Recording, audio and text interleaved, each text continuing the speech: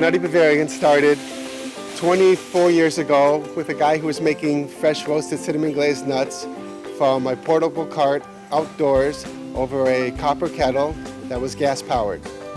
And this is the traditional way that these nuts were made in Germany. It's a very craft-made candy where you have to be very careful to bring the sugar right to its melting point.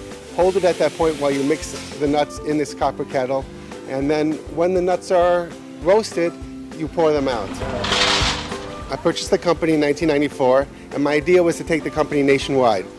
But I realized pretty quickly that it wasn't going to work because I started failing because the equipment was so difficult to use because it was such a craft candy and you had to bring it up to an exact temperature. People were burning the nuts. It took 3 days to train people on how to make the nuts.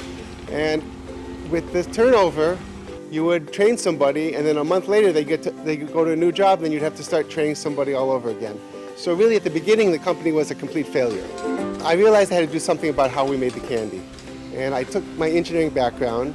I was an engineer working for NASA, and I decided to build a machine that could make the nuts automatically. This gave us the opportunity to, instead of taking 3 days to train somebody to make the nuts, it only took a half an hour to train somebody to make the nuts.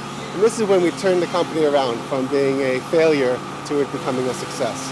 We are now in movie theaters, we're in candy stores, we're at theme parks, we're at sports stadiums, really thousands of venues across the United States. We have a variety of customers.